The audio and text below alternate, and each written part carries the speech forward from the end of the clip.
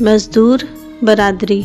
ایک شہر میں کساد بازاری اس حد تک پہنچی کہ وہاں کے بازار ویران ہو گئے۔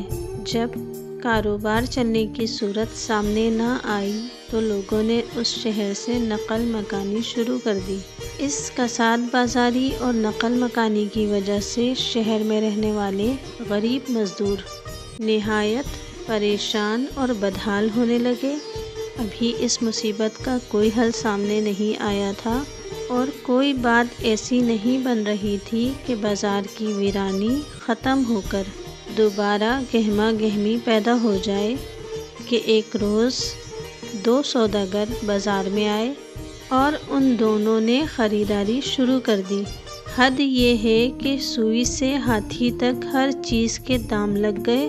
اس خریداری کے نتیجے میں گھوڑے، خچر، بیل گاڑیاں، مزدور، ہر شخص متحرک ہو گیا اور ان دونوں سوداگروں نے اعلان کیا کہ ہم پورے ایک ہفتے تک خریداری کریں گے، اور اپنی ضروریات کی فہرست کو اتنا طویل کر دیا کہ شہر کے سوداگروں نے رات دن کی کوششوں کے بعد دوسرے شہروں سے سامان کی فراہمی کا انتظام اور بندوبست کیا۔ ایک ہفتے میں ایسا ماحول پیدا ہو گیا کہ شہر میں ہمہ ہمی اور گہما گہمی ہو گئی۔ لوگ خوشحال ہو گئے، ان کے چہروں پر تازگی آ گئی۔ جو لوگ نقل مکانی کر گئے تھے وہ واپس آ گئے، اور جن لوگوں نے نقل مکانی کا ارادہ کر لیا تھا انہوں نے ارادہ ملتوی کر دیا۔ مزدور مالا مال ہو گئے۔ اضطراب، بے چینی، افلاس اور بھوک کا دورہ ختم ہو گیا۔ ایک ہفتے کی خریداری کے بعد سامان اٹھانے اور جہاز پر چڑھانے کا مسئلہ پیش آیا۔ لوڈنگ ان لوڈنگ کے سلسلے میں پوری مزدور برادری مصروف کار ہو گئی اور اس طرح اجڑا ہوا شہر دوبارہ بس گیا۔ ان دونوں سوداگروں کے ساتھ ایک بڑے میاں بھی تھے جو محنت مزدوری کے سلسلے میں سوداگروں کے ساتھ لگ گئے تھے۔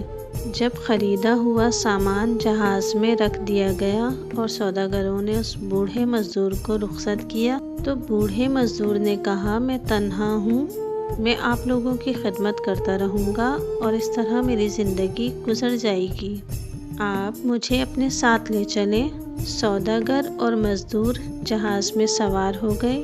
جہاز چلتے چلتے جب سمندر کے بیچ میں پہنچا تو ان سوداگروں نے اس جہاز کو سمندر میں ڈبو دیا اور بوڑھے مزدور سے کہا کہ ہم دونوں فرشتے ہیں۔ چونکہ ایک آبادی اور بستی کاروبار نہ ہونے کی وجہ سے برباد ہو رہی تھی، اس لیے اللہ نے ہمیں حکم دیا کہ یہ بستی آباد رہنی چاہیے تاکہ مخلوق کو رزق فراہم ہوتا رہے۔ یہ کہہ کر دونوں فرشتے غائب ہو گئے۔